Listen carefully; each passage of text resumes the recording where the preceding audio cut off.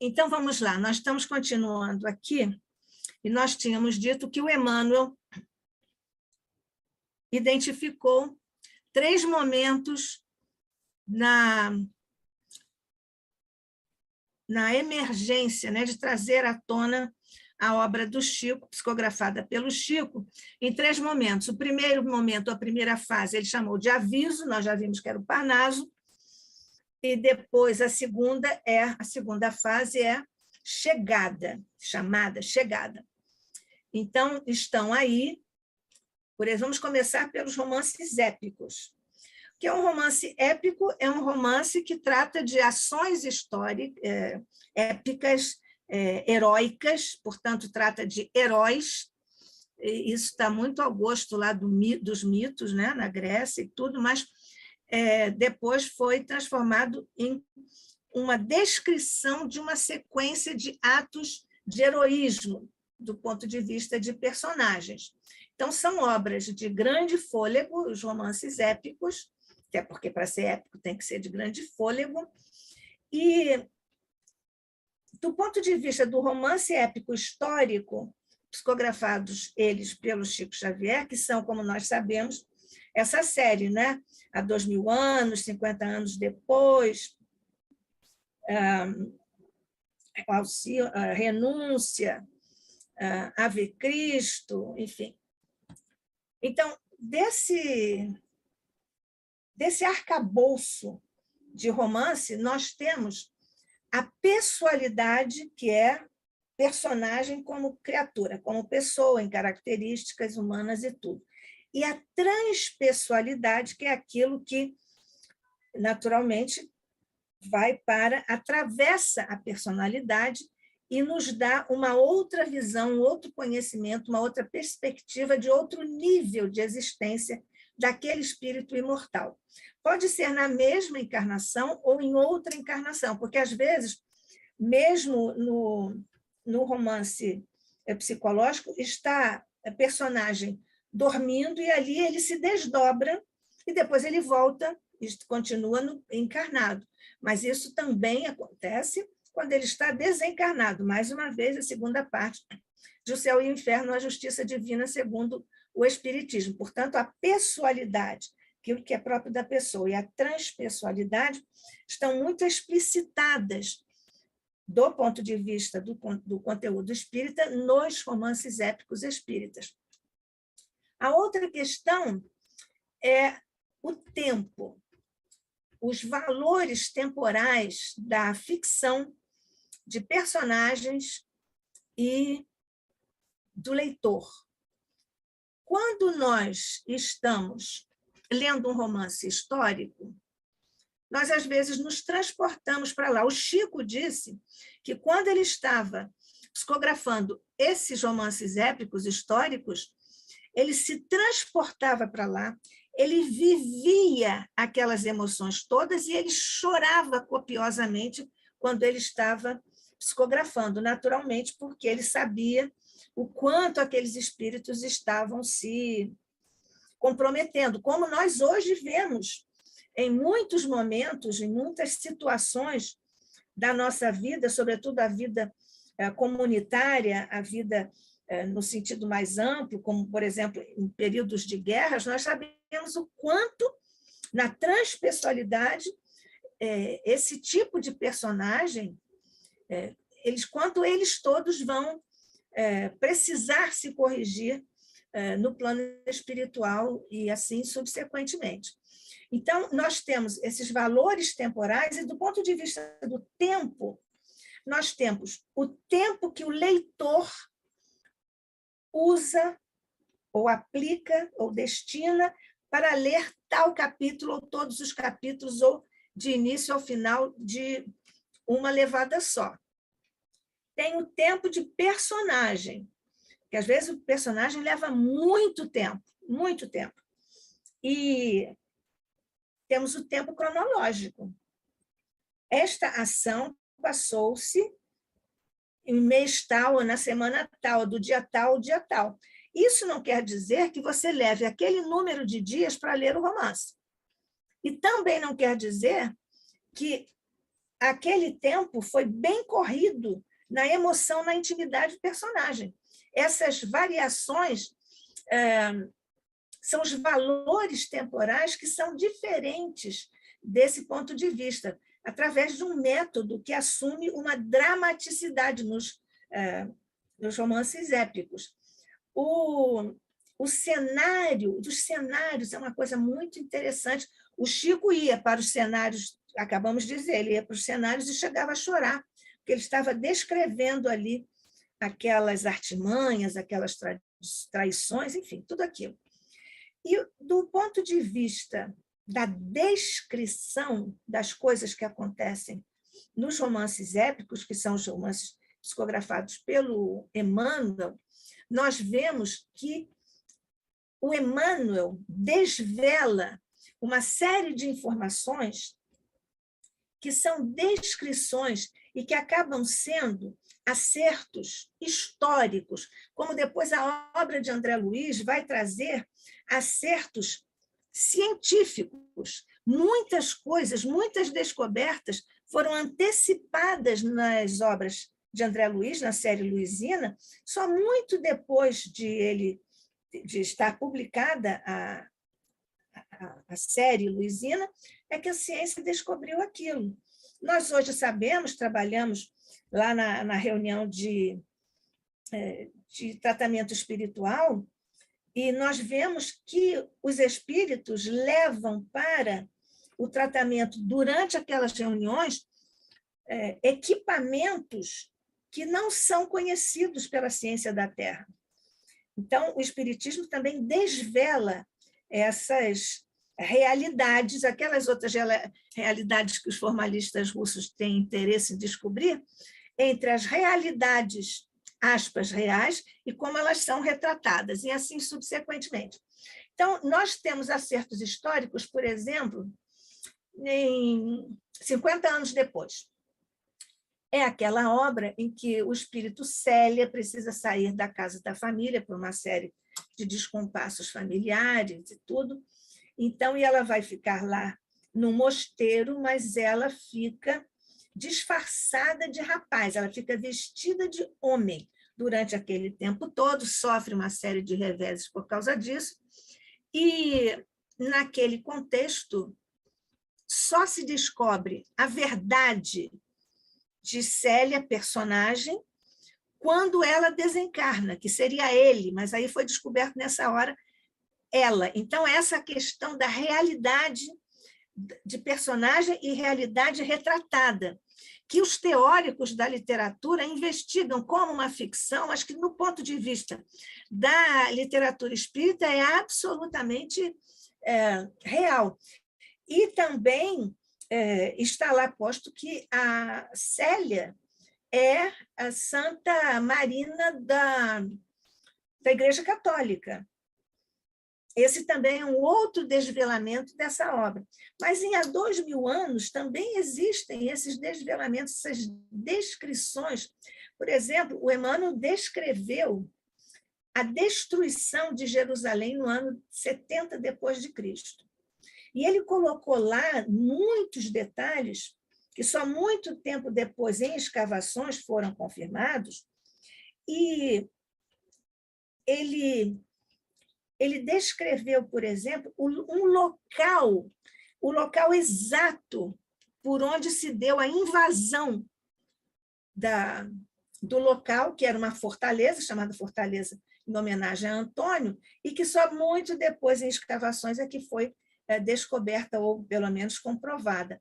A destruição de Pompeia, com a erupção do Vesúvio, que nós todos sabemos, porque Públio Lentulus, uma das encarnações de Emmanuel, desencarnou lá, o Emmanuel descreve isso com riqueza de detalhes. O anfiteatro estava muito cheio, as pessoas estavam se divertindo muito, havia muita festa, e, de repente, começou a aparecer uma fumaça, mas ninguém notou, ninguém prestou atenção àquilo. Houve tremores também, ninguém prestou atenção, até que sobreveio aquela nuvem, aquela poeira do vulcão, e uma poeira que destruiu o aparelho respiratório das pessoas. Quando nós vamos visitar Pompeia, nós vemos a posição em que ficaram as pessoas, umas deitadas, outras contorcidas, enfim, em várias posições, que era exatamente como elas estavam quando foram colhidas pela lava do vulcão. Então, esses são romances épicos, mas existem outros tipos de romance. André Luiz, por exemplo, não é épico, mas ele tem um romance chamado Sexo e Destino, nós todos sabemos. Existem romances de costumes, de psicológicos, policial, de terror, regionalistas, se quisermos, o romance de cavalaria, enfim, uma série de romances, esses históricos que nós estamos comentando.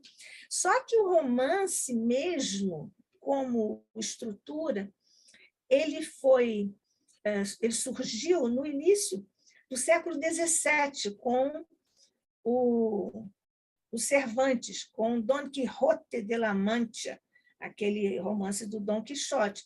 Mas no século XVI também já existia o romance pastoril, né?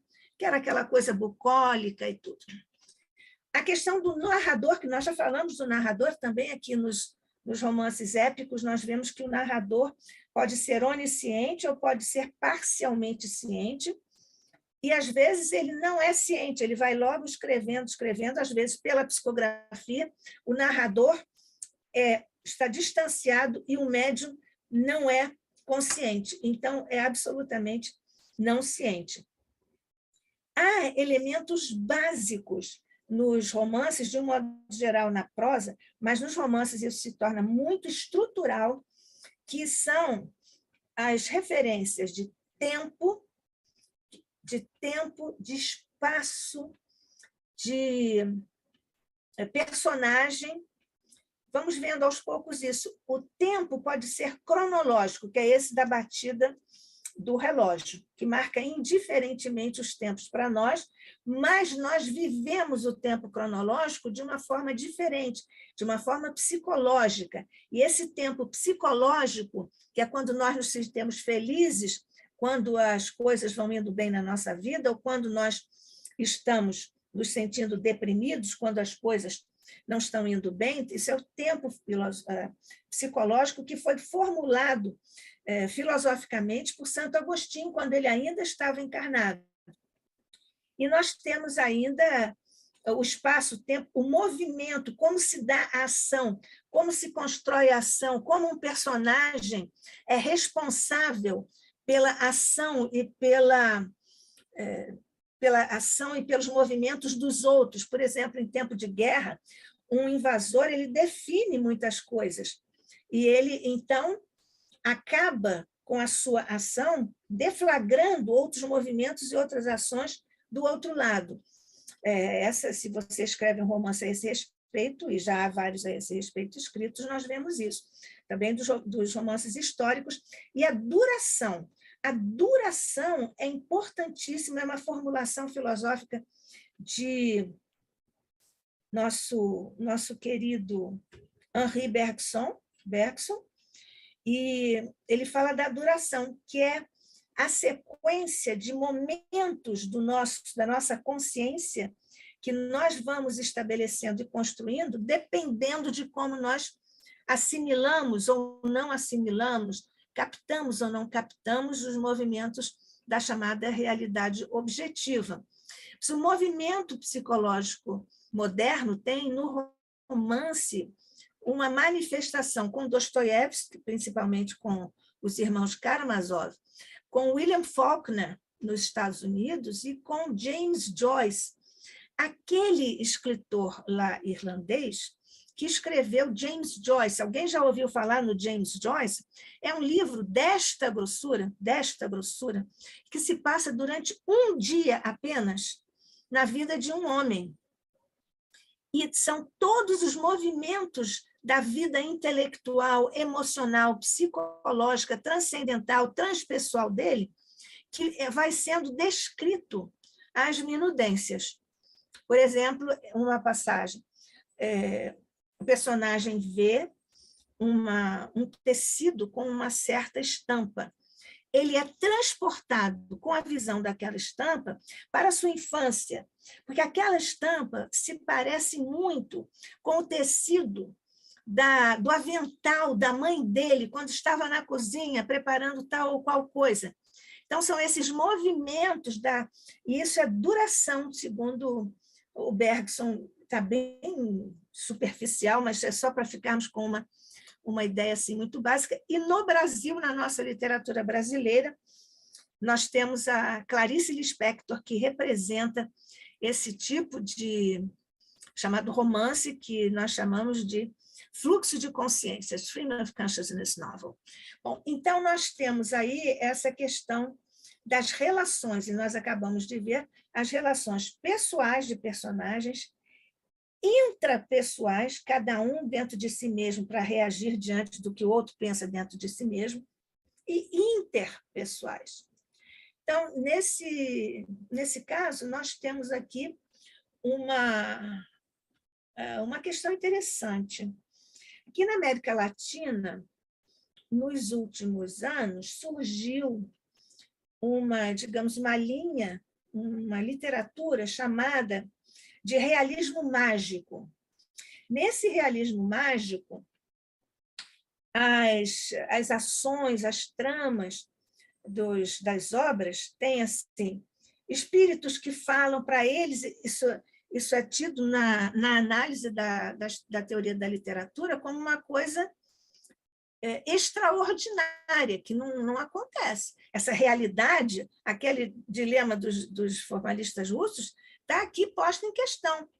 Os mortos falam, existem visões premonitórias, existe o surgimento do diabo e lutas do diabo, e outras coisas que são aparentemente inverossímeis, do ponto de vista dessa literatura concreta, são inverossímeis, mas não do ponto de vista da literatura espírita. Então, existe aí uma consciência mágica com digamos, numa idade, num momento pré-racional, aí que ainda não foi atingida pela modernidade. Isso, mais ou menos, remanesce de um período lá do homem primitivo, quando ele vivia a consciência mítica, de que fala um filósofo nosso contemporâneo, o Gurdjieff, francês. Então, nós temos aí o espaço que é descrito, né? Qual é a cena onde se passa. É uma sala, é a sala de jantar da casa do André Luiz, lá em Nosso Lar, é o campo de batalha, é um lago, enfim, são esses cenários. Esses cenários são descritos para nós, pelos narradores, do ponto de vista do conceito de Descartes do espaço cartesiano. O espaço cartesiano é esse que nós medimos, tem metro, centímetro, quilômetros. Esse é o espaço cartesiano.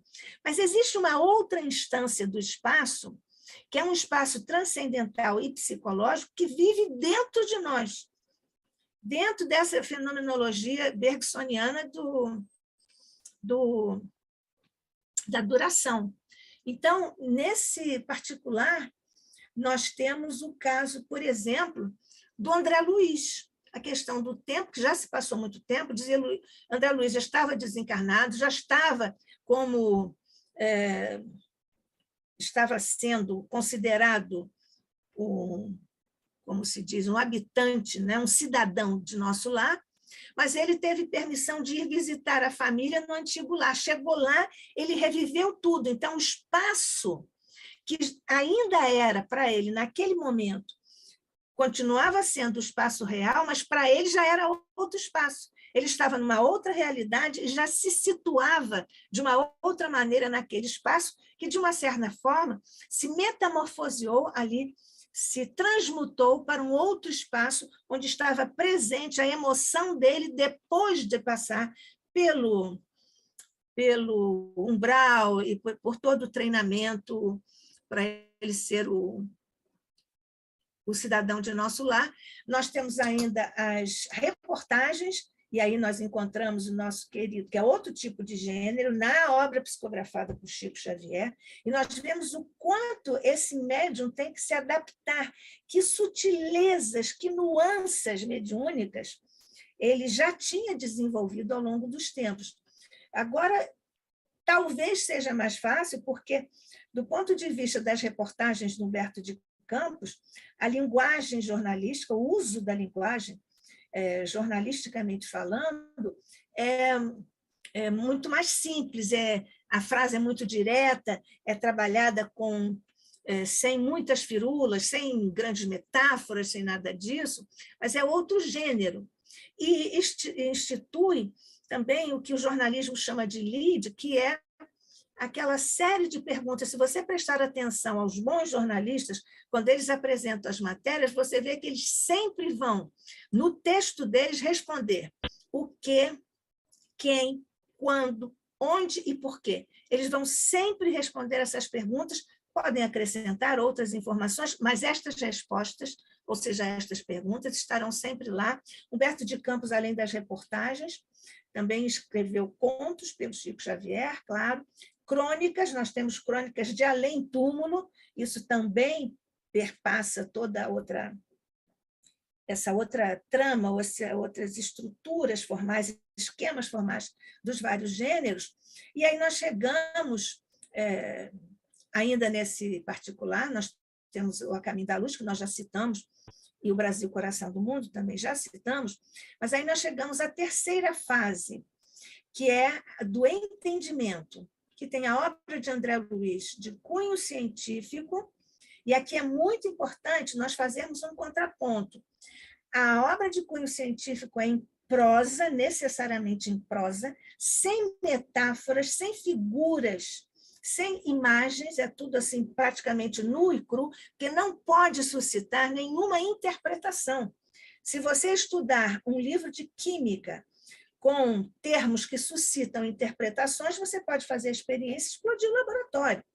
Por isso que não pode haver, isso se chama denotação em linguística, e a linguagem, o uso da linguagem na poesia é de conotação, que tem um cunho tem metáforas, tem figuras, tem imagética, que levanta ou abre um leque de possibilidades para você pensar em outras coisas a partir daquele uso.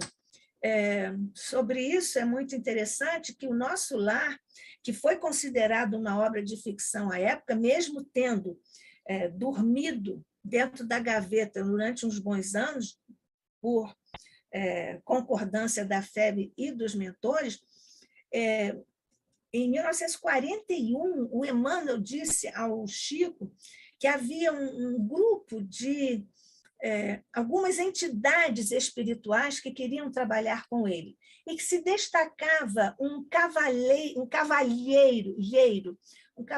espiritual, que estava sempre muito bem vestido, sempre muito circunspecto, que depois o Chico veio a reconhecer como sendo André Luiz. Mas só 3 anos depois é que chegou a lume o Nosso Lar. E nesse conjunto nós temos também a série Luisina, e temos também a Evolução em 2 Mundos, que é um dos livros que se destacam, considerado como um dos mais difíceis. Mas nós já falamos sobre as obras infantis, que estão na última etapa, vamos ver aí a gradação de importância e de dificuldade. Esse primeiro livro da Veneranda foi divulgado, publicado em 1946, e já falamos sobre o transformador, que foi o Emmanuel, da Veneranda, e tem aquele livro que é Os Filhos do Grande Rei, que agora lembrei, mas tem também um outro que é O Caminho Oculto, obras de Veneranda para todas as idades, para todos nós.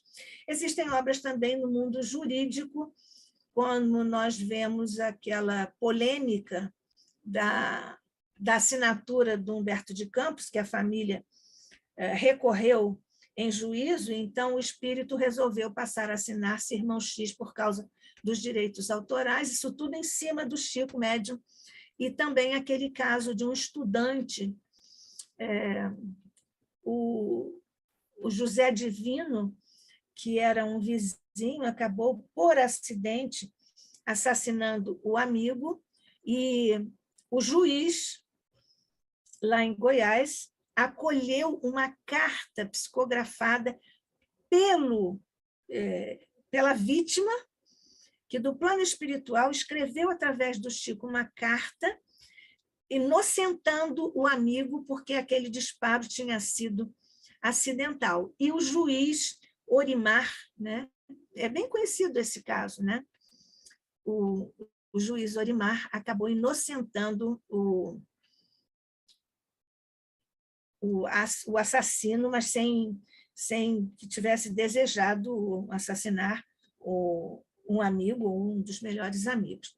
Existem muitas outras tonalidades, colorações, elementos subrepetícios, elementos estéticos, estilísticos, tudo isso na nossa análise, colocando também a literatura espírita como tendo uma envergadura suficiente para ser considerada em comparação com Henry James, por exemplo, com os formalistas russos, com o realismo mágico que nós acabamos de falar, porque é a obra, por exemplo, as obras de Gabriel Garcia Marques, que tem essa estatura de alto nível de literatura.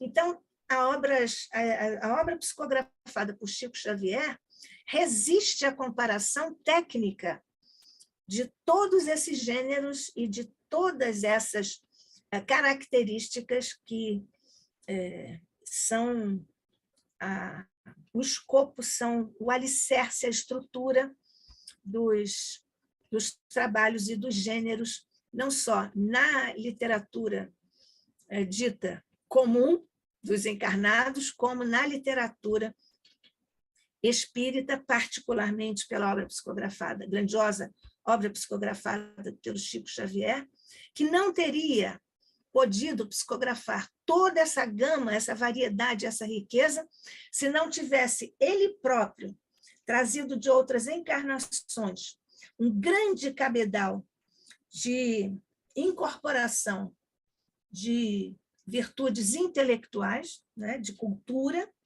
como também esse transbordamento de amor, de que ele é um exemplo dos mais altos na história da humanidade. Tanto que,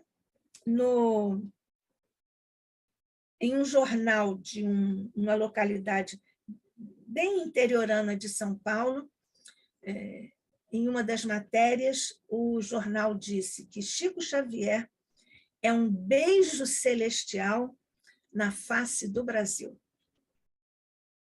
É uma imagem lindíssima, e nós, neste instante, reunidos em nome de Jesus, para celebrar um de seus discípulos mais fiéis, mais atentos, mais disciplinados às orientações do Evangelho de Jesus, que nós nos reunimos, e a ti, mestre querido, nós te rogamos que multipliques as bênçãos em torno de nosso querido e inesquecível Chico Xavier, que também recebam essas bênçãos todos os espíritos que escreveram através dele, através do crivo do amor, da peneira de amor de Chico Xavier, um beijo celestial na face do Brasil. Que a paz de Jesus permaneça conosco hoje e sempre, que assim seja.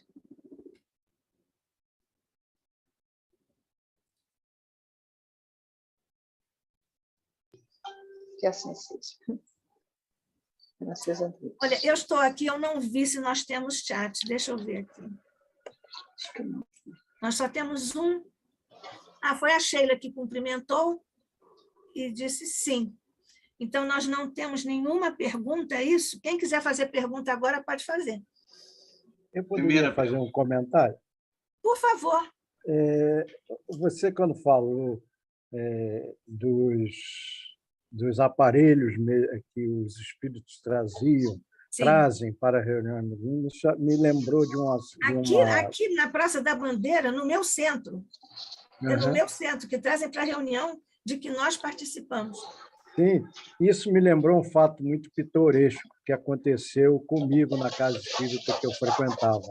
Eu estava, certa vez, fazendo um estudo e comentei esse fato na reunião. E interessante que, na reunião seguinte, uma das senhoras que estava presente, e aí chegou a reunião mediúnica, ela fazia também parte da reunião mediúnica, e ela disse assim, olha, não vamos esquecer do que Altamiro falou, que devem ter aparelhos mediúnicos aqui. A gente tem que andar com cuidado para não derrubar os aparelhos. Eu achei isso muito interessante. Muito interessante. Naquele filme Ghost, fica bem manifesta a relação, né, do encarnado da matéria, que faz assim, olha, e atravessa a realidade no outro plano. Exato, exato. Mas ela não compreendeu. Não, ela não compreendeu, pois é. Que é a questão da realidade real e da realidade retratada, né? Exato. Eu falei sobre essa realidade descrita pelo Emmanuel, por exemplo, nos romances épicos. O Chico Xavier disse que, em certas ocasiões, quando ele psicografava, ele dizia assim, às vezes eu sinto uma tal luz perto de mim que me dá medo. E era luz superior, né? Mas nós não estamos, nem o Chico estava tão assim habituado. Também uma curiosidade, acho muito interessante isso, quando ele estava psicografando Missionários da Luz, a sequência de sessões de psicografia de Missionários da Luz foi interrompida, porque o Emmanuel, às vezes ele via o Emmanuel, enquanto ele psicografava, ele via o Emmanuel e o Bezerra confabulando no mesmo ambiente. Ele psicografava, o André Luiz estava psicografando, e ele via, o Chico via o Bezerra e o Emmanuel ali conversando. E aí ele disse que, certa vez, as sessões, né, a sequência de sessões de psicografia de Missionários da Luz, isso foi interrompido durante alguns dias, assim, no plural, alguns dias, para que Bezerra, Emmanuel e outros mentores definissem, selecionassem e discutissem a melhor forma de trazer aquilo para a psicografia e até que ponto as verdades, aquelas coisas, deveriam ser trazidas à lume. Então, é interessante, né? Porque ele estava lá disponível e foi interrompida a sequência para o próprio plano espiritual fazer um planejamento, um ajuste no planejamento, enfim, essa coisa. É muito interessante isso. Eu acho interessante isso. Isso é interessante porque muitas vezes nós temos ideia de que tudo está definitivamente programado, que não há uma reprogramação. E, na realidade, isso ocorre constantemente, né? Porque o mundo é assim. Né? Pois é, o mundo é assim. Desculpe. Não, o mundo sofre alterações, sofre mudanças de acordo com determinadas situações. Pois é, porque o mundo muda, porque nós mudamos Exato. O mundo. Né? E aí foi por isso que o Heráclito, lá como pré-socrático, disse que tudo muda, que a única coisa que não muda é a mudança. E foi ele que disse, nenhum homem passa 2 vezes pelo mesmo rio, porque o rio já passou por experiência, ele continua fluindo, e o próprio homem também já passou por experiências, por vivências, mesmo que ele esteja quieto, calado, ele está vivendo uma coisa, e já é diferente. Esse é o Heráclito. Muita sabedoria. Muita sabedoria. Alguém quer fazer mais uma observação? Eu queria. Uma pergunta. Sim. Diga, Hegel. O senhor não ia falar, Sofilza? Pode falar primeiro, eu aguardo. Fiuza, vai? Bom, vocês decidam. Falei primeiro. Então, vou lá. Nádia, no início da sua exposição, você me ficou... Prevaleceu uma palavra muito importante que eu selecionei, que foi a palavra conhecimento. Sim. Né? A forma como ela é transportada para a nossa filosofia espírita. Porque, de acordo com o próprio desenvolvimento da doutrina, os espíritos vêm para essa nova experiência, né, a cada encarnação, para evoluir. E a evolução ela é resultado de nossas escolhas. É um resultado. Agora, como nós vamos escolher se não conhecemos? A base para a escolha é o conhecimento. Eu acho que aí fecha todo um princípio fundamental desse conhecimento. Como é que vamos fazer escolhas sem conhecer? Nós precisamos primeiro conhecer para depois escolher. Nós dissemos isso, né? Nós dissemos isso. Mas eu vou acrescentar nessa sua frase aí, você me permite acrescentar uma palavrinha. Toda escolha lúcida depende do conhecimento. Porque quando eu falei das pessoas que só opinam, eu acho isso, né? Eles não se importam de conhecer o conhecimento. Eles têm a ideia deles, eles inventam, né? Isso é irresponsável, né? E elabora contra a própria evolução do espírito, né? Mas, sim, o início... Porque talvez até tenha ficado um pouco longo, mas você veja que sem esse contexto que tem conhecimento do espírito, tudo, não fica bem sedimentado o propósito de você falar dos meandros da obra psicografada do Chico Xavier em suas riquezas. E a gente fica sem fundamento. Ele psicografou a obra. Bom, isso aí, psicografou. Né? Só que ele não psicografou, como outros psicógrafos que agora fazem isso, me desculpem, vou aqui falar sobre isso, como alguns que psicografam só para publicar e vender. Que este é, no momento, um perigo para o movimento espírita. E é por isso que o Kardec nos alerta sobre isso, lá no final de O Livro dos Médiuns, né? Que nós precisamos ter ferramentas, e ele nos oferece as ferramentas, lá no final do Livro dos Médiuns, para nós analisarmos muito bem, à luz dos crivos do conhecimento espírita, segundo aquelas categorias que nós discutimos aqui, para ver se aquilo vale ou não vale. Esse que é um grande ponto no movimento espírita de hoje, que está sofrendo assédio porque está anunciado como tempo no final dos tempos, não é isso? Então, nós todos sabemos que todas as obras do bem estão sofrendo dificuldades, de ponto de vista vibratório. Às vezes, de origem externa, mas às vezes de origem interna, tipo fogo amigo. Kardec fala sobre isso, até nós comentamos, que eu já escrevi esse artigo para quando voltar à revista.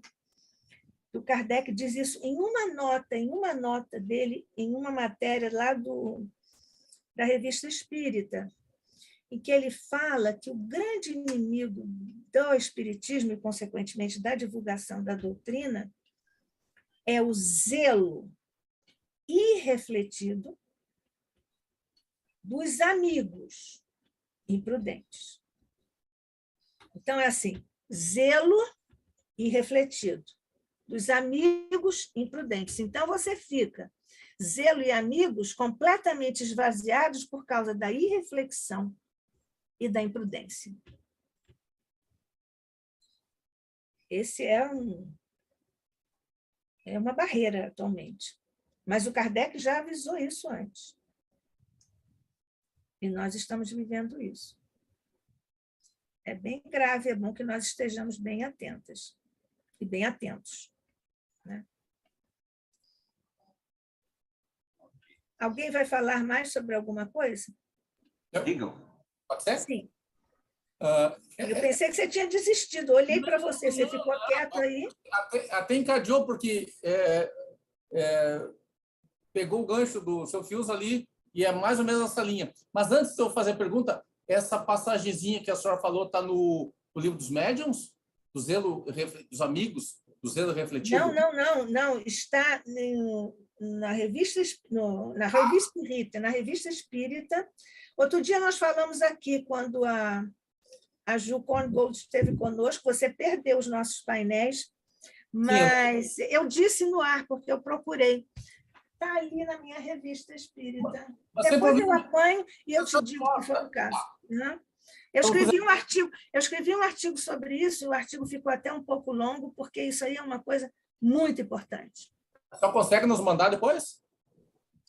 O artigo não está publicado ainda, eu te mando a referência da revista. Tá? Porque é quando nós retomarmos a revista, e no nosso planejamento estratégico, a revista, pelas suas características, pelas necessidades que nós temos das características do trabalho na revista, a revista vai ser a última etapa do nosso trabalho aqui no nosso planejamento. Nós estamos seguindo o planejamento. Então tá. Posso fazer a pergunta, então? Por favor. Não, como o senhor Fiuza falou, e a senhora colocou uma coisa que me chamou muita atenção. A questão do autoconhecimento, isso é bem de filósofo, né? A questão da doxa e da episteme, né? E achei muito interessante isso. E gostaria que a senhora falasse sobre isso, sobre o autoconhecimento, porque a partir de uma opinião, ou seja, as pessoas têm opinião sobre tudo, mas isso não quer dizer que tenham conhecimento, né? Então, que a senhora pudesse trabalhar isso, juntando com outra coisa também que me chamou muita atenção. Foi quando um químico vai fazer o seu texto, ou seja, tu não fala de qualquer jeito, né? Ou seja, tem um caminho. Mas, ao mesmo tempo, como a senhora falou, tem aquela questão poética, ou seja, tem aquela margem que tu pode fazer, né? Eu gostaria que a senhora juntasse essas duas capacidades. Em que momento eu tenho que, ou seja, eu tenho que conhecer a mim e a própria doutrina para que não dê uma explosão na química, mas, ao mesmo tempo, aquela margem de novo. Ou seja, tem coisas que realmente, como nós, como co-criadores, temos que tentar, da melhor maneira, evoluir a nós mesmos e a própria doutrina. Eu não sei se foi claro ou fiz um... Eu acho que sim. Se você, eu vou responder de acordo com o que eu entendi. Se eu não tiver entendido corretamente, você me elucida, tá bom? A primeira questão sobre a explosão do laboratório, no exemplo que eu dei, diz respeito às características do uso da linguagem. A linguagem tem várias funções do ponto de vista da ciência da linguística.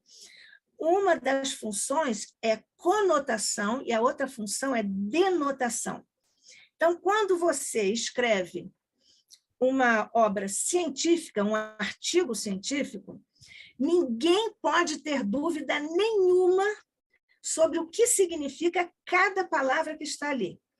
Isso nós chamamos de função denotativa da linguagem do sistema linguístico.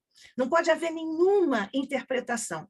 Porque aí eu digo, se houver ali uma palavra que suscite mais de uma compreensão, mais de uma ideia, quando você, se for o caso, você vai fazer uma experiência no laboratório, você entende de outro jeito, e pode explodir no laboratório, porque você entendeu de outro jeito, né?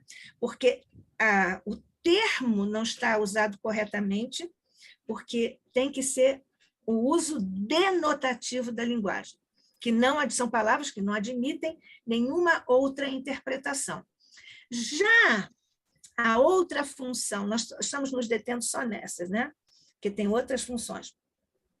Já a outra função é a conotação.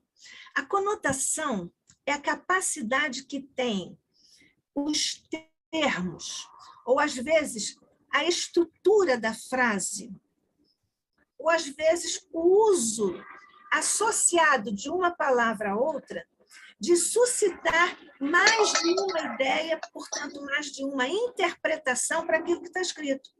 A poesia se caracteriza por isso. Alguns gêneros de prosa também se caracterizam por isso, que você lê ou você ouve e você diz, isso pode ser assim. Aí o seu colega diz assim, o Altamiro, que está aqui do seu lado na tela, o Altamiro diz assim, não, Hegel, isso aí não é o que está dito ali. É isso assim, assim. Aí o Fiuza, que está com assim, olha, uma expressão, diz, não, entendi uma terceira coisa.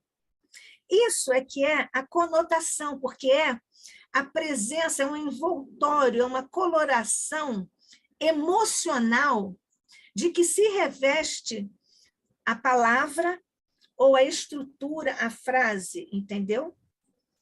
Então, isso é conotação. A linguagem, o uso da linguagem na poesia é conotativo.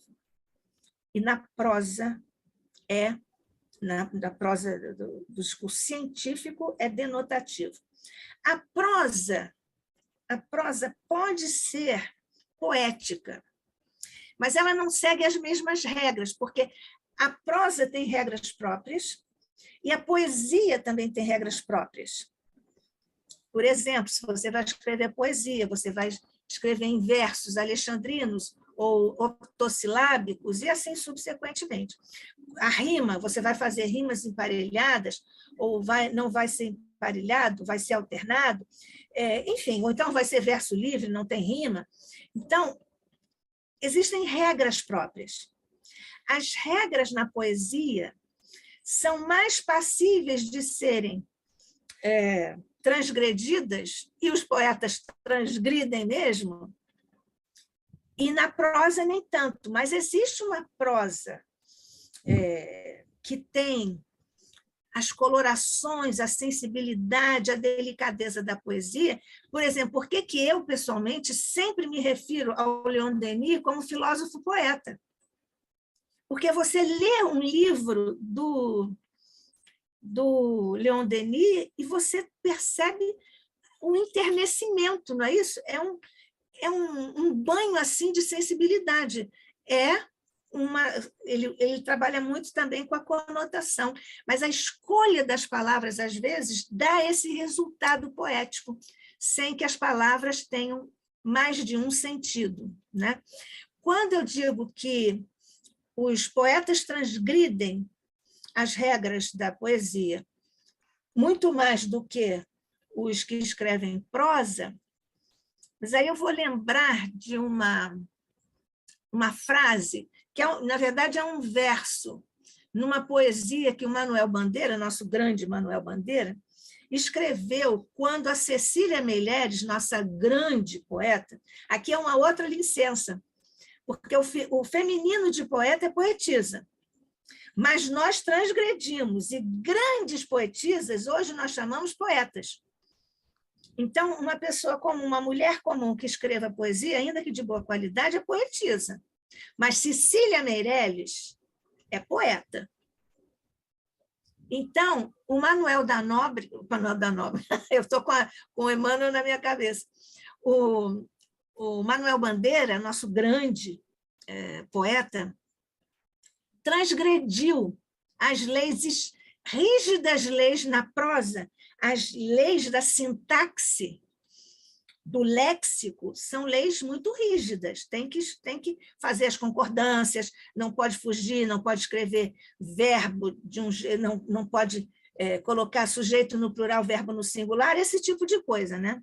Mas o Manuel Bandeira, porque é o grande poeta, quando desencarnou a Cecília Meirelles, ele disse assim em uma linha do seu verso, em homenagem a ela, né? Ele disse assim: a morte emenda a gramática. Morreram Cecília Meirelles.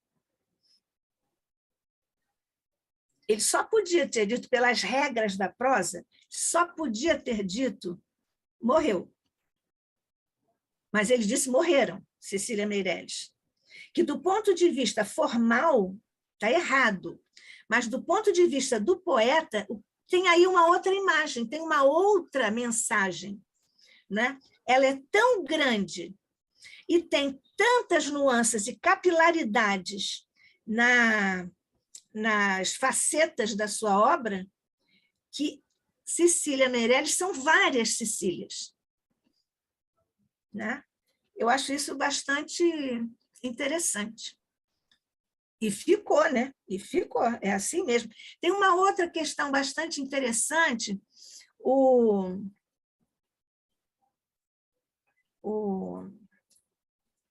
Catulo, da Paixão Cearense, nós sabemos que ele tem essas composições lindas, né? Não há, ó gente, ó não, luar como este do sertão. E tem outras composições também, né? Musicais e também poemas, também textos. Textos segundo as regras formais, os esquemas formais dos gêneros da prosa e da poesia. Ele segue isso. Mas ele tem, na verdade, um monte de poesias que reproduzem a fala do nordestino, daquele homem do interior do campo, que fala voz-me-ser, né? Que fala que não faz a concordância, né, de sujeito e verbo e tudo. E ele escreveu isso com esses, aspas, erros linguísticos. Aí, uma médium daqui do Rio de Janeiro, inclusive minha amiga, a família dela, minha amiga, os filhos, meus amigos, ela recebeu esse livro do Catulo com os poemas reproduzindo a fala errada do homem simples, né? Aí eles queriam publicar, mas eles estavam com cuidado, porque se eles publicassem, iam dizer: mas essa médium não captou bem a mensagem, porque está tudo escrito errado.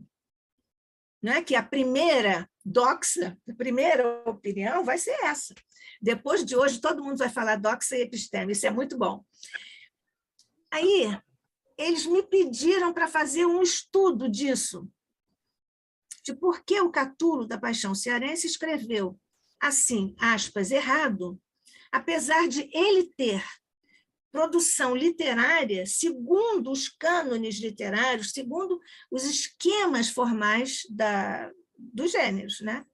E aí eu fiz esse estudo e está publicado parece que é a única obra psicografada pelo Catulo. Alguém já me falou que talvez haja uma outra, mas eu não conheço o médium, não conheço a obra, não conheço nada. Então, só estou dizendo assim, que um passarinho me cantou, que lá longe, parece que o Catulo já psicografou alguma outra coisa, mas eu não tenho. A única obra de que eu tenho conhecimento do Catulo é essa. E as outras todas que estão publicadas normalmente, que são da lavra dele, mas seguindo as regras, os esquemas formais dos gêneros. né? Falta uma coisa que você me perguntou. Nádia, assim, juntando assim, eu falei a questão da linguagem denotativa e conotativa, eu me lembrava, mas claro que, como tu explicou, certamente vai ficar mais fixado em mim.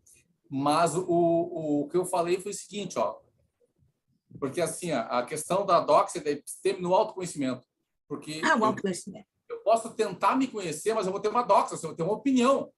Na realidade, eu vou opinar sobre mim, mas eu não vou me conhecer. Só para terminar, assim, esse é um ponto. A segunda é o seguinte, como usar... Essa é uma questão. Ou seja, como é que eu me conheço, não como opinião, mas como conhecimento. Uma questão. A segunda é que eu meio embaralhei as duas. A segunda questão é o seguinte, outra questão, no movimento espírita, às vezes as pessoas, no nosso movimento, às vezes as pessoas podem... Como é que esse fogo amigo, será que não é essa dificuldade, por exemplo, entre seguir a doutrina espírita ou seja, com o que o Kardec queria dizer, olha, é bem isso, se tu sair disso, explode. Se tu for outro caminho, assim, tipo, vou criar o que eu quiser. Porque o que acontece, às vezes, é que as pessoas não têm o espiritismo do Kardec. É o espiritismo do Kardec e o dele. Né? Então, essa questão que eu digo, como é que eu sigo o rigor do Kardec, pegando o seu exemplo do químico, se eu não seguir o rigor do Kardec, vai explodir, mas eu também tem coisas novas que eu vou ter que dar minha opinião. Quer dizer, ou seja, o movimento espírita vai evoluindo. Né? Será que, às vezes, o movimento não se perde nesse eu lírico de criar alguma coisa no movimento espírita? Certamente. Como você gostou do exemplo do laboratório de química, né? Você gostou bem. E você transpôs isso para o movimento espírita, para a irreflexão nossa, a nossa... eu não estou querendo usar a palavra que me ocorre, mas, enfim, a nossa tendência de querer fazer julgamentos de tudo sem estudar.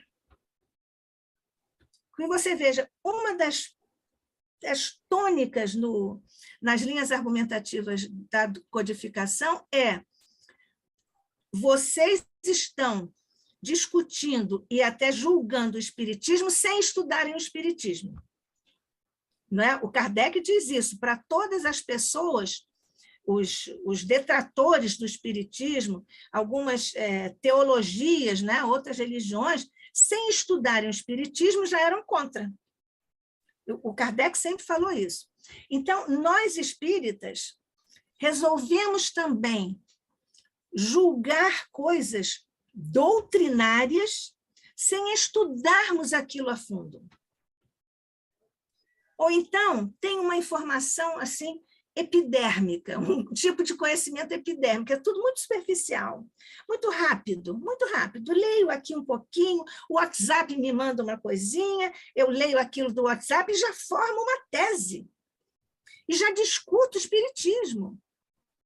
Isso é de uma irresponsabilidade, é de uma irreflexão, assim, aterradores. Mas, na verdade, nós temos aí uma questão que o Freud chama de autorreferência. Isso é um delírio de autorreferência. Eu posso contribuir para a doutrina espírita. Não pode. A doutrina espírita é um conjunto que está fechado com coerência interna e coerência externa. Se você quiser seguir isso, siga isso. Se não quiser, invente uma coisa para você seguir. Mas não fique colocando enxertias nisso, das suas opiniões. Isso faz muito mal à doutrina. Existe uma questão de o próprio movimento espírita precisar fazer um exercício de autoconhecimento. O que nós, movimento espírita, estamos fazendo? Que coisas nós estamos permitindo que aconteçam? Para que coisas nós estamos fechando os olhos? Para que coisas e para que comportamentos nós estamos passando a mão na cabeça?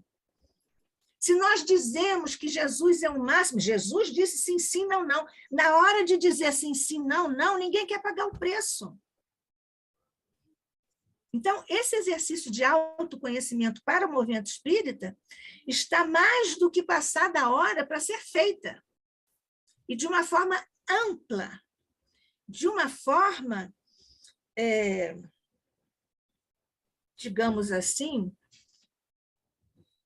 profunda e hermenêutica, né? Bom, a questão do autoconhecimento que eu já transpus, já apliquei para o movimento espírita, que, do meu ponto de vista, eu acho que é muito importante, né? O grande perigo, ou a grande dificuldade que o ser humano encontra é investigar a si mesmo, conhecer a si mesmo. Nós nos conhecemos na superficialidade. Nós nos conhecemos e até alimentamos a persona, o homem velho, o homem que gosta, por exemplo, hoje, o homem que gosta de ser celebre, né? Celebridade. Nós vivemos o mundo das celebres, né? O mundo dos reality shows, o mundo do WhatsApp, achando que isso é critério de verdade. Isso não é critério de verdade.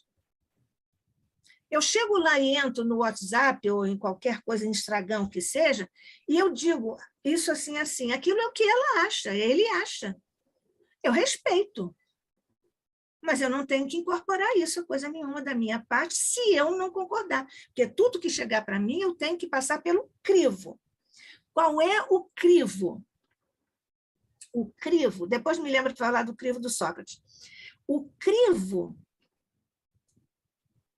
é a minha intimidade. E o crivo é como eu sou e quais são os meus valores. E quais são as minhas facetas, porque tem aquela história, né? O coração é terra que ninguém pisa. Se você colocar isso para o espírito, né? A realidade espiritual de cada um, ninguém pisa. Por isso, eu me lembro que eu disse ainda há pouco, eu gosto de dizer isso, que Jesus é mais íntimo de nossa alma do que nós mesmos. Ele nos conhece mais do que nós. Nós precisamos fazer esse mergulho em nós. Mas para nós mergulharmos em nós mesmos, primeiro é preciso uma bela dose, sabe de quê? De humildade. É humildade. Porque se eu busco a minha verdade, do que eu sou realmente, eu tenho que estar pronta ou pronto para encontrar o que eu estou procurando. E como seres que ainda precisamos estagiar em um mundo de expiação e provas, nós temos uma zona obscura. Não é isso? O Jung fala muito disso.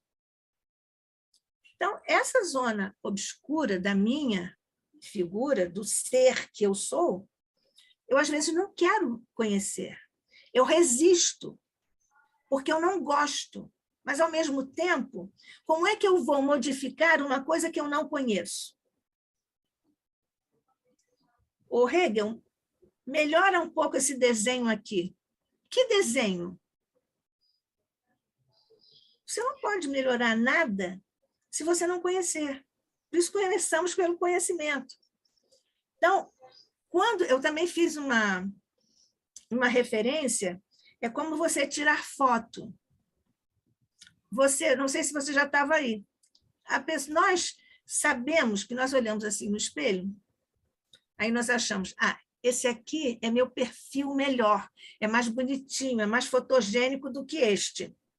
Então, todas as fotos eu vou tirar assim. Nós vivemos socialmente as chamadas máscaras, né? Joana de Ângeles também fala sobre isso, porque nós estamos sempre querendo oferecer ao outro o nosso melhor ângulo. Mas ele não pode não ser real. Pode não ser real. De um modo geral, não é. Mas eu estou sendo cautelosa e pode não ser real. Então, é preciso que haja humildade, persistência e exercício sistemático. Porque quando você treina mergulho, aqueles atletas que sobem lá na coisa da piscina, não tem um nível assim, a plataforma aqui nesse nível, tem uma outra plataforma aqui, tem uma outra plataforma lá, não sei quantos metros. Eles não começam lá do último. E, às vezes, mesmo na competição, eles trabalham, fazem um cálculo dos saltos que eles vão dar para terem os pontos necessários e não queimarem alguns saltos maravilhosos que eles têm para ganhar os pontos no último nível, né? Então, para nós nos conhecermos, é preciso nós termos persistência, exercício, prática, para nós chegarmos lá, porque a gente vai para profundidade. E nem sempre é agradável o que nós vamos encontrar. Mas aí vai dar trabalho, vai doer, e nós não gostamos da dor. O Pietro Baldi diz, abraça fraternalmente a tua dor. O Leon Denis fala, a dor é uma amiga, é uma instrutora. Os nossos mentores todos, Joana, Emmanuel, todos eles, André, falam disso, que é uma espécie de irmã que vem nos despertar para nós nos melhorarmos. Mas nós não queremos isso. Nós resistimos. Por isso, nós reencarnamos sistematicamente, né? Eu acho que, mesmo assim, ainda não respondi uma parte da sua pergunta. É assim, ó. É que ele fez várias perguntas juntas. Eu não quero. Eu sei que tem várias questões aí até. Não, mas por enquanto ninguém se movimentou aqui. Assim, Ninguém escreveu no chat e ninguém levantou a mão. É o seguinte, por exemplo, quando a própria doutrina, claro que ela é fechada, ela tem os princípios, mas também tem o seguinte: ela é progressista, né, progressista e evolui. Vai chegar um determinado ponto em que nós, enquanto espíritas, de posse da teoria e da prática espírita, vai chegar coisas novas, que o movimento em nós, nas nossas vidas, ou na sociedade, nós vamos ter que enfrentar. Coisa que não existia no tempo Kardec, por exemplo. Mas tudo está ali. Ou seja, nós vamos ter que aplicar a teoria. E, ao mesmo tempo, quando a gente aplica a teoria, a gente pode reelaborar a teoria, mas mantendo o princípio. Mas já é uma coisa diferente. Sim, então, exatamente isso. Tem que ter muito conhecimento para enfrentar o novo. Porque aí a gente só fica no antigo, e aí uma coisa que em seguida aconteceu, né? A interpretação oficial do Espiritismo. Que a gente tem que ter muito cuidado disso, né? Eu citei a Gênese, capítulo 1, item 55, que diz isso: o Espiritismo jamais será ultrapassado. E quando eu agora falei, eu disse que o Espiritismo é uma doutrina que está fechada. Está fechada do ponto de vista da coerência interna, que você não pode colocar ali qualquer coisa que não seja comprovado cientificamente. Então, é fechada nesse sentido, porque não é qualquer um de nós, a opinião de qualquer um de nós, que vai ser incorporada, assimilada pelo corpus teórico da doutrina. Foi nesse sentido que eu falei. Quando nós dizemos que o Espiritismo vai assimilar toda e qualquer descoberta da ciência obtida com o rigor da metodologia científica, nós estamos dizendo, bom, mas então o Espiritismo não está completo. É que ele tem ali, em termos de Aristóteles, em termos aristotélicos, ele tem ali alguma coisa em potência. Está lá dentro dele, mas não desabrochou. Quando vem uma informação de ciência e vem aqui e se identifica, diz, lá, como vai você, essa ideia aqui se casa com a minha, ele assimila. Isso é um conceito que não é pouco conhecido, pelo menos de mim. Nós falamos muito de transcendência, né? Eu tenho uma série de artigos na revista Cultura Espírita sobre transcendência e sobre intranscendência. Intranscendência é um outro conceito de transcendência, que é uma transcendência que está em repouso. Em termos aristotélicos, está ali em potência. Quando vem uma ciência descobre uma coisa nova, que se dá muito bem, se conversa com, dizem agora, tem uma expressão aí, né? Que é muito próxima e que faz um conjunto com uma ideia que já está lá, ele assimila, o Espiritismo assimila. Isso se chama intranscendência. Escrevi já 2 artigos sobre isso. Isso está publicado, né? Então, a doutrina espírita está fechada porque ela só assimila aquilo que ela tem dentro de si como potência. É como você, por exemplo, querer colocar a semente, em termos aristotélicos, é potência.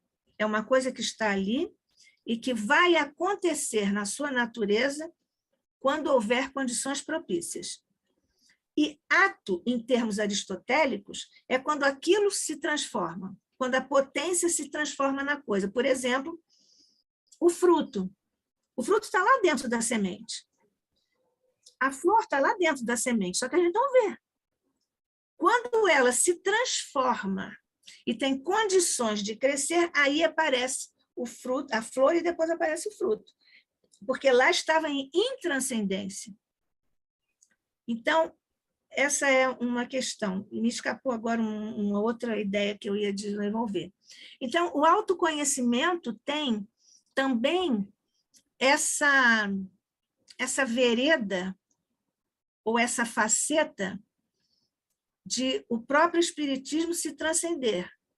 Mas ele só se transcende nos seus próprios termos, com coisas que já estão lá dentro, não coisas que nós queiramos colocar quaisquer coisas lá.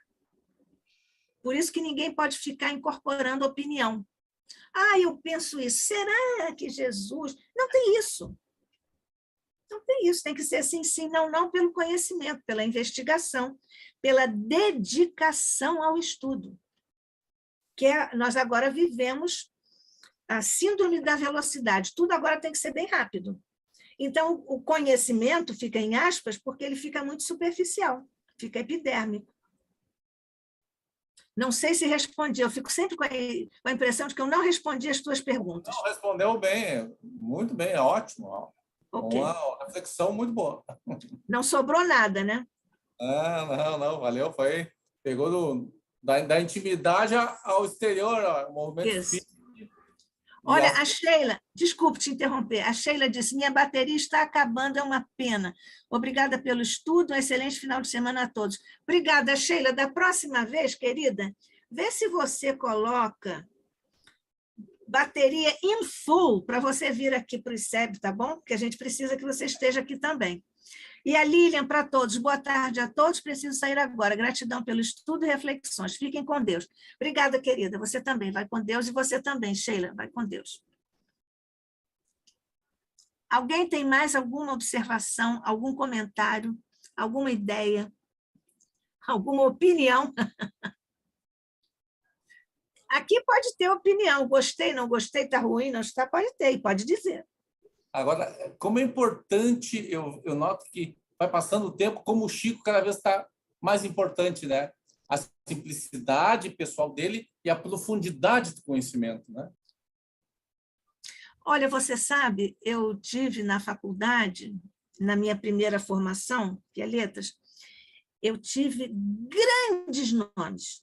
Desde quando eu estava até no clássico, eu fui aluna de grandes nomes da cultura do Brasil. Todos eles, porque sabiam muito, dominavam o seu campo de especialização, todos eles eram de uma simplicidade absoluta. Uma simplicidade pessoal absoluta. Porque quem sabe mesmo é simples. Quem não sabe é que fica fazendo mundos e fundos para se mostrar, para se apresentar, para virar celebridade, para todo mundo conhecer. O Chico, nós falamos sobre o Chico, né? Ele ficou lá, aspas, escondido nas montanhas mineiras. Ele ficou lá. O Sócrates preferiu um corpo feio. O Platão era lindo e jovem. O Sócrates já tinha mais idade e era feio. Mas os grandes preferem corpos fortes a corpos bonitos. Porque eles não querem gastar ou desgastar a sua energia para neutralizar a inveja, por exemplo. E aqui todo mundo fazendo 50 plásticas por ano para ficar lindo.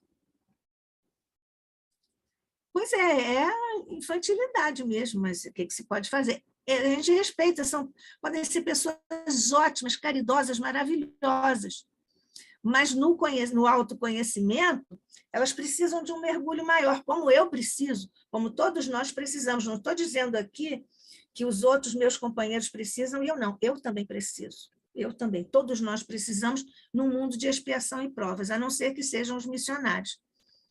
Mas aí eles já vêm aqui para nos lecionar isso. E se nós formos espertos, nós seguimos. Por isso que tem que ter olhos de ver e ouvidos de ouvir. Para evoluir rápido, porque aí a gente não precisa da dor. Né?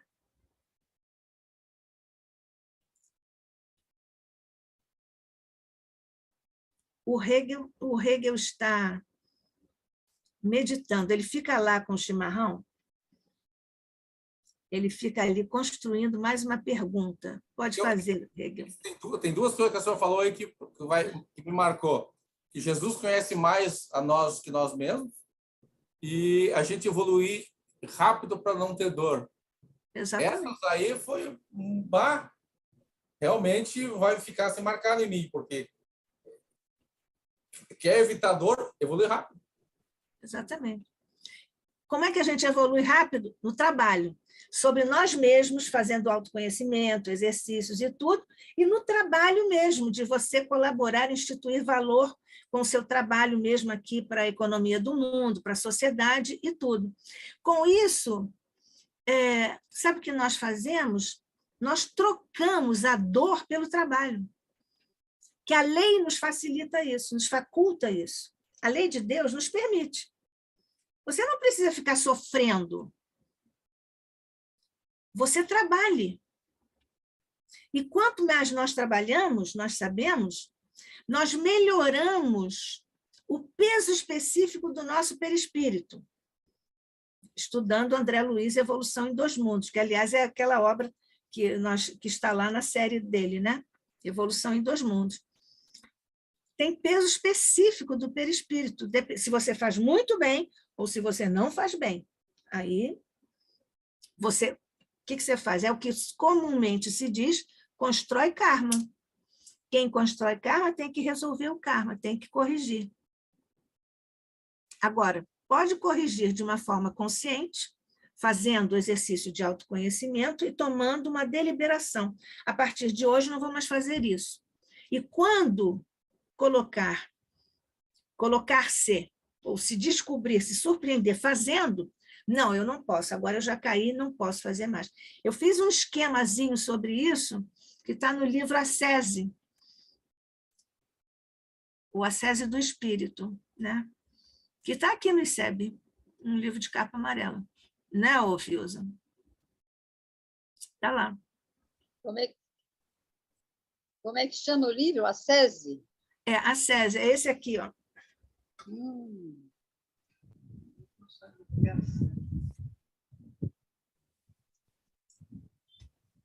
Isso.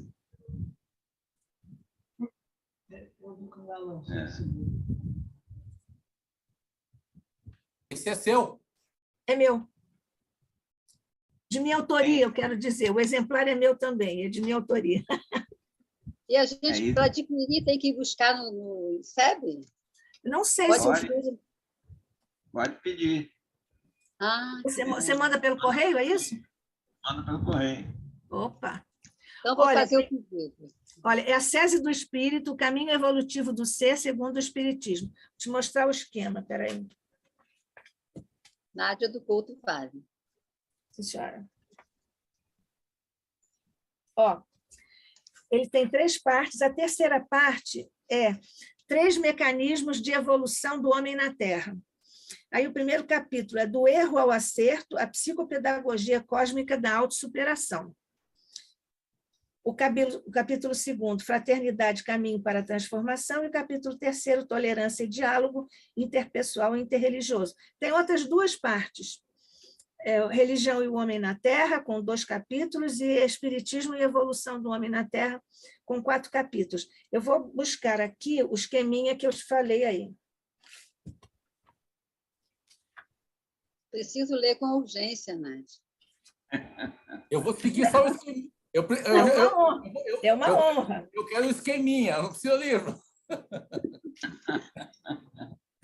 Para marcar a opção certa ali, é o esqueminha. Tem um esqueminha, espera aí. Né? Eu não estou achando aqui o esqueminha. Para marcar a opção correta ajuda, né? O macete. Sim, eu faço esquemas. Eu tenho esquemas também no meu outro livro. Gente, cadê o meu? Ah, também. Como é que a gente faz o pagamento, hein? A gente faz como paga a mensalidade?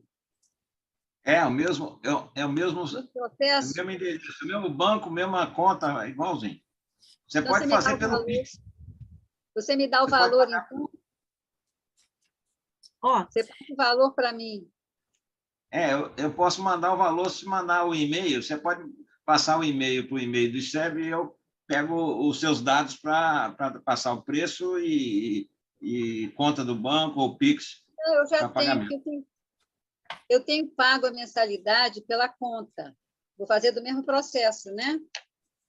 Mesmo processo, só que eu preciso que você mande endereço direitinho, porque a gente tem que mandar pelo correio, né? Sim, sim.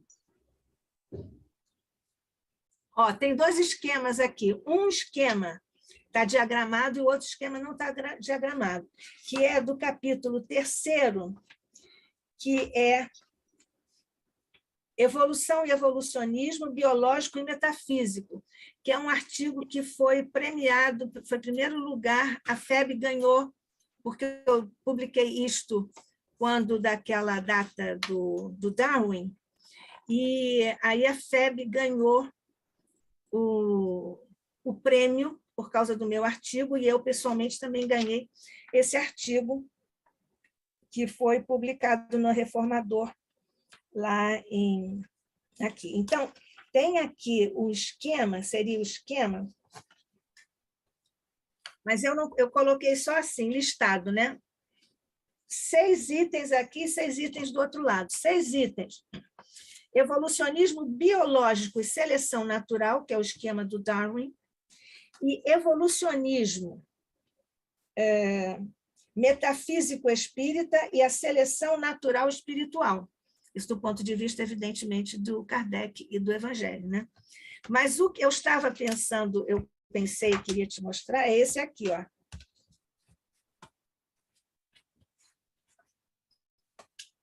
Vê se dá para ver. Não sei se dá. Não, bem pouquinho. Melhora, não? Melhora mais porque eu estou sem óculos.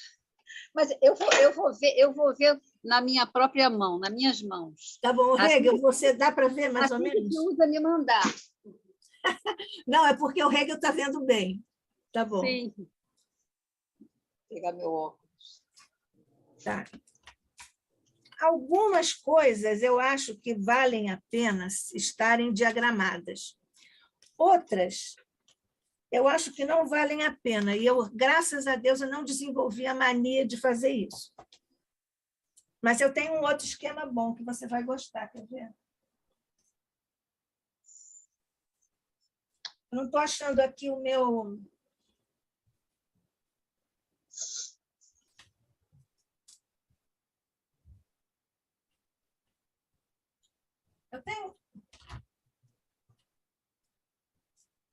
Eu tirei daqui. Eu tenho um livro chamado Reflexões à Luz do Espiritismo. Eu vou procurá-lo em outro canto, se você quiser. Você quer ver? Sim. Vou lá para Reflexões à luz do Espiritismo. Reflexões à luz do Espiritismo.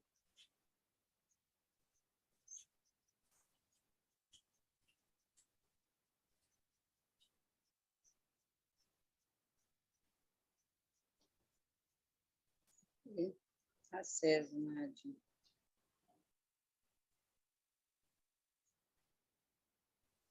Você está guardando alguma coisa no celular? No seu celular, não. Depois eu vejo. Deixa eu ver aqui, que a Nádia foi pegar um livro. Vou me pegar um livro para me mostrar. Palestra. Papel? Ela foi pegar um livro para me mostrar agora, que eu vou mandar pedir um livro. Quem? Lá no ICED. É Nádia. Ela saiu para buscar o livro. Espera aí, fica aqui para você ver.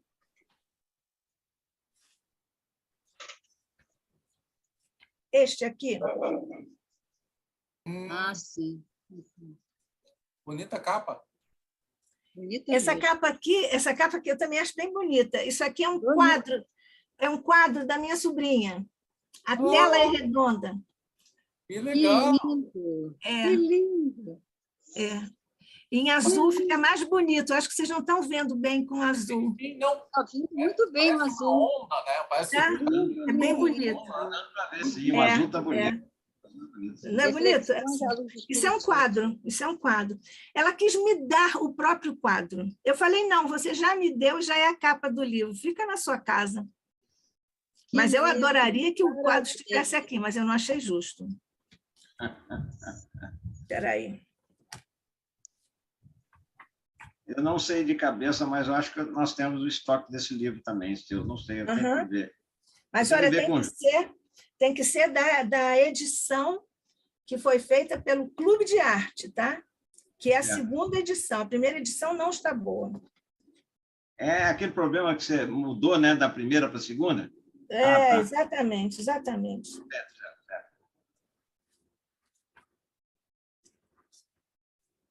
Provavelmente, se eu não tiver lá, talvez o Clube de Arte ainda tenha, né? Não sei, mas você deve ter. Olha, o capítulo é da satisfação das necessidades à felicidade. Aí, a minha base teórica é aquela hierarquia das necessidades humanas básicas do Abraham Maslow, que todo mundo conhece e todo mundo conhece esse esquema. Está dando para ver o esquema aqui? Sim, sim. Tá. Aí eu fui desenvolvendo a ideia, e aí eu fui colocando aqui o pensamento da Joana de Ângeles. E aí eu mesma escrevo aqui, com licença da mentora, eu vou fazer aqui um diagrama do pensamento dela. Está escrito aqui, está escrito aqui. Você é muito correta. Aí eu fiz aqui, olha. Para a gente ficar com a mesma percepção que nós temos do Maslow e da Joana. Agora, esse aqui é o que eu construí. Esse aqui é meu mesmo, com base no que eles falaram. Aqui, olha. Levanta mais o livro, levanta mais. Aqui, olha, são. Está dando para ver? Tá. Agora Está sim. vendo que tem uma linha cheia? A linha cheia Mas não dá para ver o que é. Eu estou vendo. Não, tudo bem, mas eu te digo. Mas vê se você está vendo uma linha cheia, com o vértice para cima, e uma linha pontilhada com o vértice para baixo. Levanta um pouquinho mais para cima. Aí. Ah, tá bom. Está vendo? Que são dois triângulos, um de vértice para cima, outro de vértice para baixo. Sim. O de vértice para cima é do homem encarnado. e do homem, aspas, normal do ponto de vista da evolução. E aqui, do ponto de o pontilhado é de cima para baixo. Então, aqui, olha, necessidades humanas e espirituais do ser, que foi o quadro que eu fiz. Aqui embaixo está o homem velho. A base dessa pirâmide é o homem velho. Que esse nível aqui é o nível da satisfação das necessidades básicas de comer, beber, praticar sexo e tudo. Aí vai subindo. Então, esse homem aqui, o homem velho, que adora ficar aqui se locupletando das coisas materiais, das coisas mesmo, né? Ele tem, no nível evolutivo, o pico desse triângulo, ele tem no nível de espiritualidade, de autorrealização, muito pouca coisa. Olha só o que sobra para ele aqui. É um pedacinho muito pequeno. Já, por exemplo, Chico Xavier, você imagine se o Chico Xavier iria ficar querendo se embebedar, comprar coisas demais, ficar se locupletando em shopping, comer, beber, praticar sexo, tal. Não. Então, esse nível de necessidades humanas básicas, o pico desse triângulo fica aqui embaixo, nas humanas básicas. Então, para ele, é o mínimo necessário para ele comer, beber, vestir e tal. Então, isso aqui é o homem espiritualizado, o homem regenerado, e aqui é o homem velho. Aqui o livro. Hein? Suspende um pouquinho. Suspende um pouquinho o livro. Você estava muito baixo. Sim. Isso. Sim, dá para ver bem.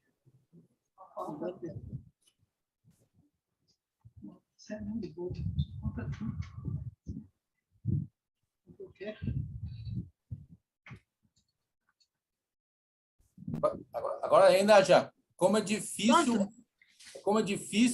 uma coisa que me chama a atenção é como é difícil tu tentar te manter e não entrar no burburinho do mundo, né? Sim.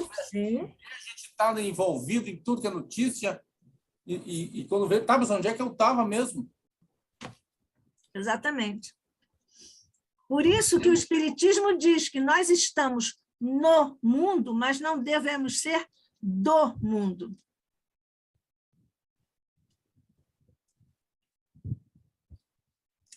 Ô, Fiuza, nós estamos aqui em família, eu vou ser bem indiscreta.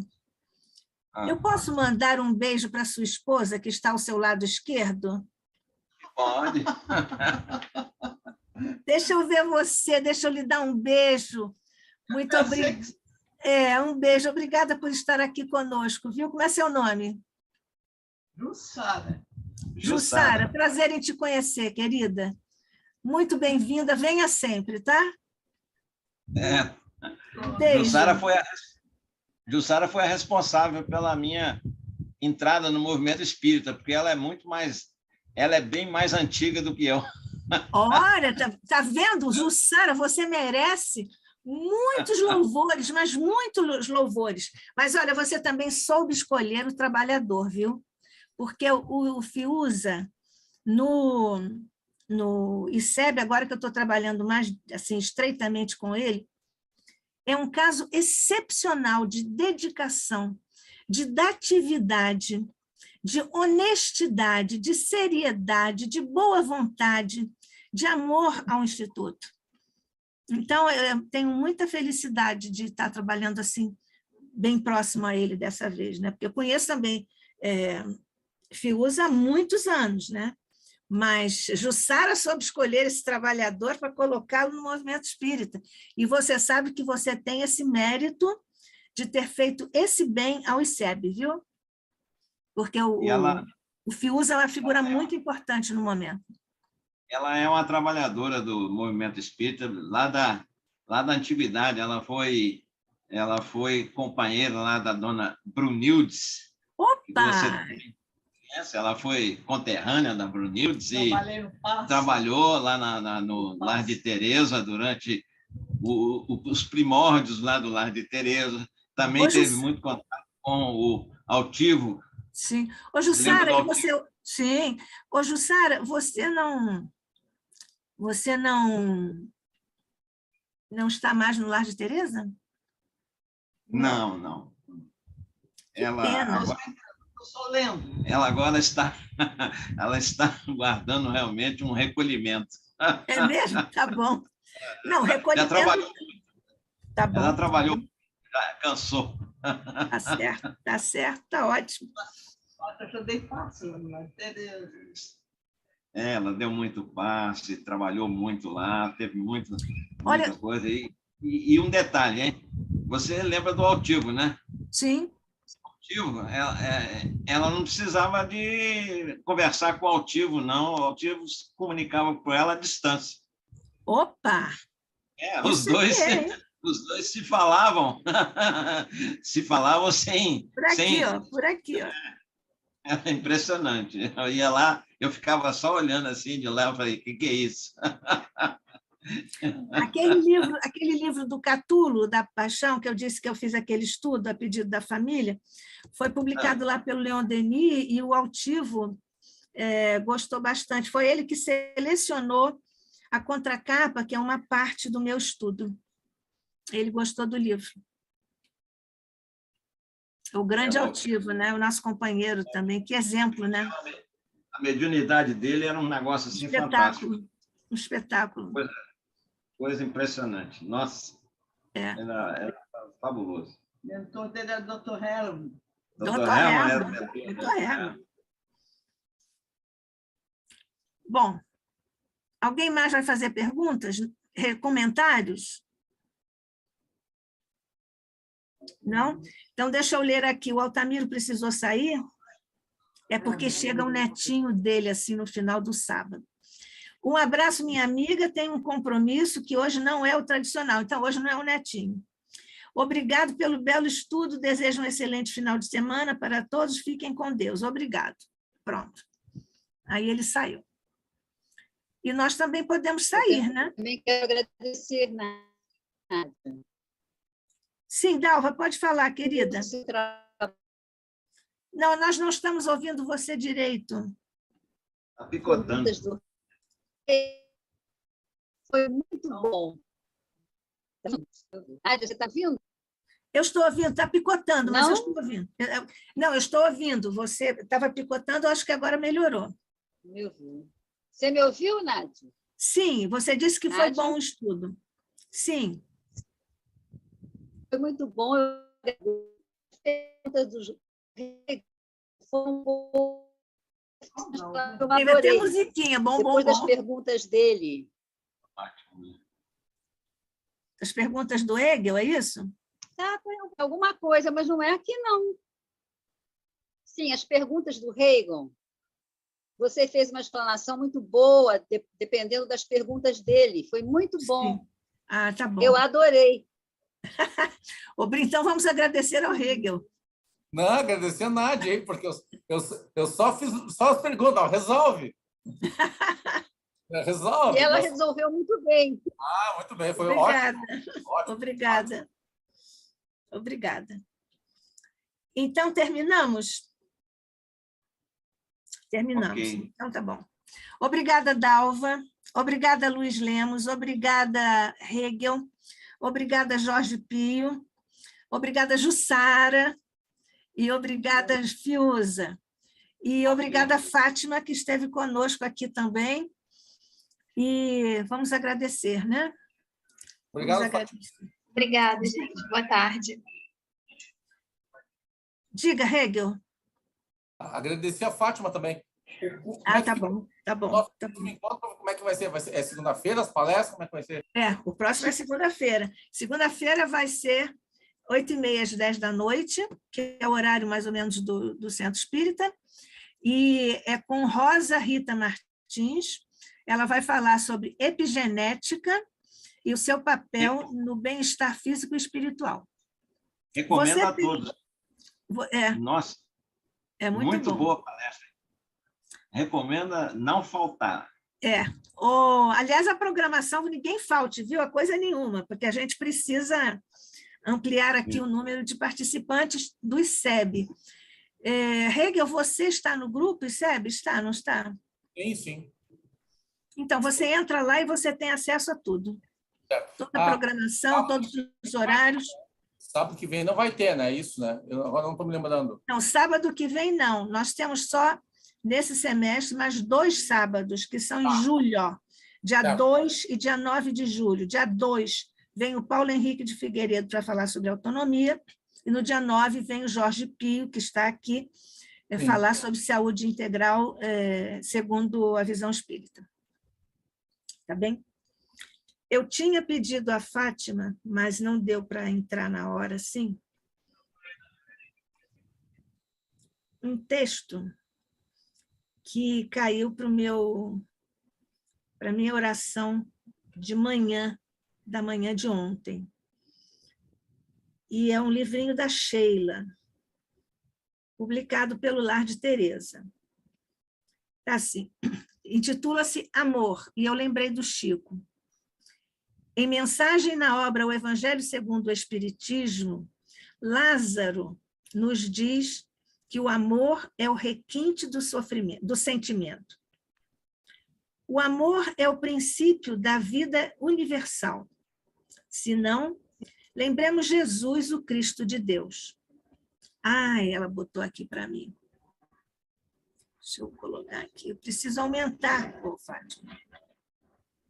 Ótimo, maravilha. Começando, o amor é o princípio da vida universal. Se não, lembremos Jesus, o Cristo de Deus. O Evangelho nos conta que em apenas 3 anos no seu trabalho de evangelização, o Senhor estabeleceu uma nova ordem de valores, influenciando não apenas os que estavam em torno de si, mas paulatina e gradativamente todos os povos do mundo cristão. Obviamente, não foi pela ciência, muito menos pela arte oratória intelectualizada. Foi pelo foco ardente do amor solar que irradia do seu magnetismo irresistível. Sim, pelo amor. Anotemos ainda que não raro a ciência e conhecimento, depois de iluminarem uma inteligência, por vezes levam séculos para sublimar e libertar a consciência portadora dessa mesma inteligência.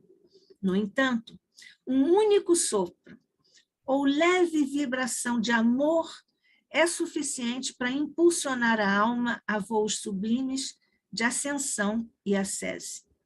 Sim, estamos plenamente de acordo que a organização e a disciplina, a responsabilidade e a humildade não como virtude servil, mas como obediência construtiva às leis do Pai Eterno, são essenciais em qualquer trabalho.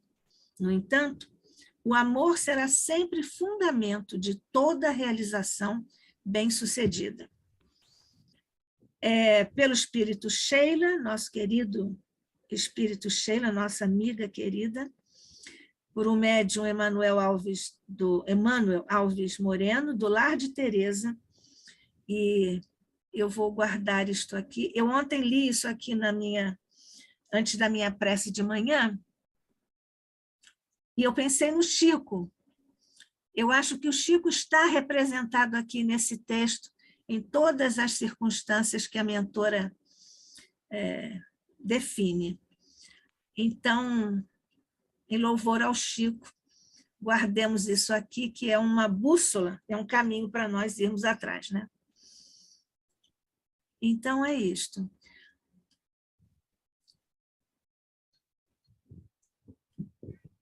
Obrigada, vamos orar para encerrar a nossa tarde de amor, de fraternidade, de sinceridade, rogando, Mestre querido, agora os nossos pequeninos corações rogam ao teu coração magnânimo a misericórdia, a assistência, o envolvimento, o alívio e o conforto para todos os teus irmãos que sofrem na terra, por motivos e causas de natureza vária.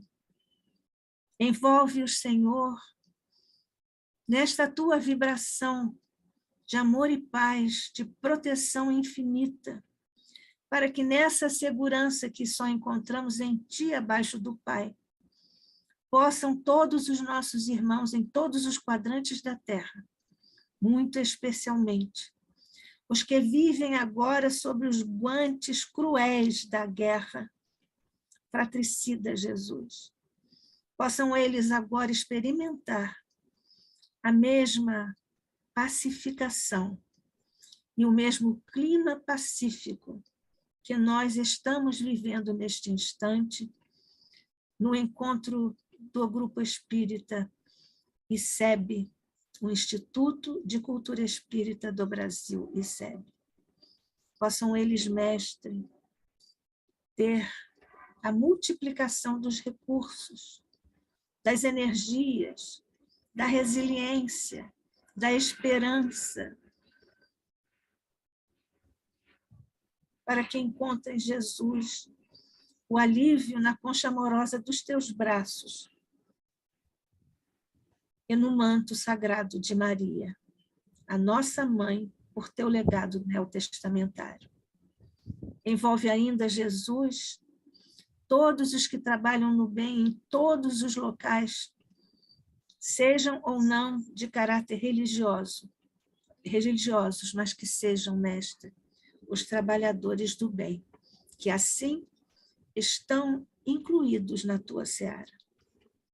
Guarda por misericórdia em envolvimento e vibrações de restabelecimento da saúde, do equilíbrio do corpo físico, perispiritual e espiritual, dos nossos queridos irmãos César Reis e Rubim, o nosso José Henrique Rubim, bem como todos aqueles, mestre, que atravessam agora as duras provas da enfermidade. Abençoa, ilumina e guarda o nosso ICEB nos momentos em que definimos novos rumos sob a tua chancela, o teu amor, tua permissão, sob o manto de Maria e sobre a coordenação e supervisão de nossos amigos espirituais, de Olindo Amorim e Jorge Andréa, à frente desse esforço de trazerem o melhor para o ICEB. Graças te damos, mestre, pelo encontro que foi chancelado pelo teu amor e pela tua fraternidade. Mas ainda te rogamos que assistas também à nossa reunião na próxima segunda-feira, às 20h30 da noite, às 20h30, com nossa companheira Rosa Rita Martins, que falará sobre epigenética. Guarda-nos sob tua paz e tua luz, abençoa todos os cantos e recantos de nossos lares e de nossas casas. E fica conosco, mestre, hoje e sempre, sob a graça de nosso Pai. Assim seja. Assim seja.